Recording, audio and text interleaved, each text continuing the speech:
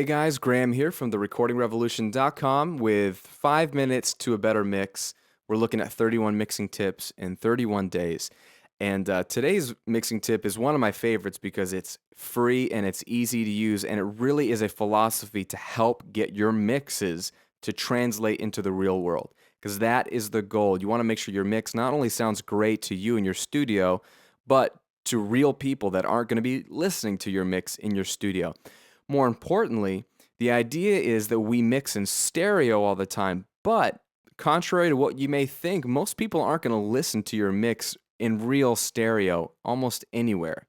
If you're in the car and you're sitting and you're listening to a track, you're sitting either to the left or the right of the sound field. So you're never perfectly in the middle. Plus, you've got highway road noise, and you've got the air conditioning blowing maybe, and you've got people talking. So you're not going to get the nuances of the stereo mix. The same is true in your house if you're listening to a mix out of your stereo or your iHome or something, and that's sitting on a table or on a shelf, and you're across the room. By the time the sound hits your ear, you don't hear it in stereo because it's coming from one source. So you get a sum to mono mix.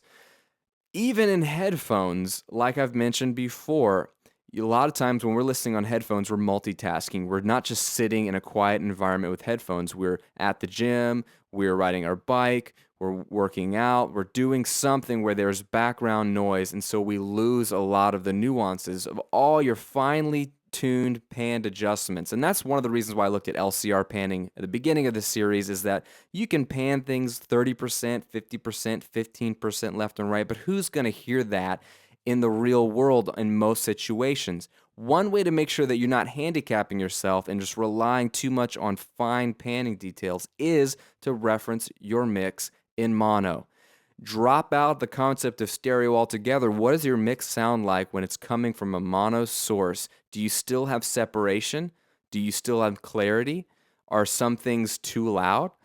One way to check that in your DAW is simply to pan your mix bus, pan knobs straight up the center. Usually they're hard left and right. That's the idea. And then you get a panned mix from within your tracks, but this is going to your left and right speakers.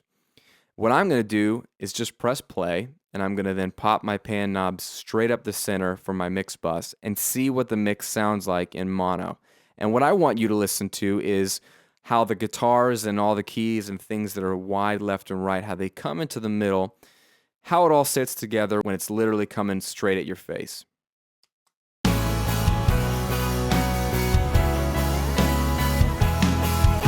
rest in my soul in God alone. My hope comes from Him, from God alone. He alone is my rock and my salvation. He's my fortress, I will not be shaken. Through the fire and storm, Lord, my heart is. All right, now it obviously sounds different. You obviously lose some of the bigness, especially if you're listening to this on headphones in a quiet room right now. The idea is, though, you want to reference that mix and then listen back. Is the kick and the snare too loud? Is the vocal too loud? Do I still hear the guitars? Do I still hear the keys? And then you may want to go make some volume adjustments or some EQ adjustments in your stereo mix to compensate.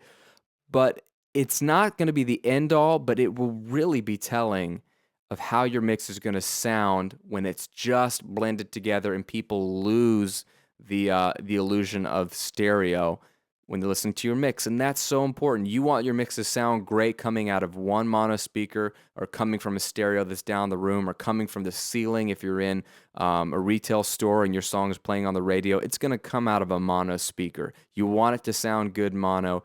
Mono is not just for old school. It is a great way to see how your actual balance is holding up. And as it tells you things, go back and adjust and listen back in stereo and mono and try to find a happy medium on things, okay? Keep in mind also that some audio interfaces will have a sum to mono button on the front of them. Some audio interfaces will have a mono button on their software equivalent. Whatever the case, sum it to mono, take a listen, make notes, and just make sure that you're not fooling yourself into thinking that your great mix is going to be perfect in the real world. You want to have some insider information as to how it'll hold up under all circumstances. I hope that helps you guys. Again, this is Graham here at therecordingrevolution.com with 5 minutes to a better mix. We got more coming your way. See you tomorrow.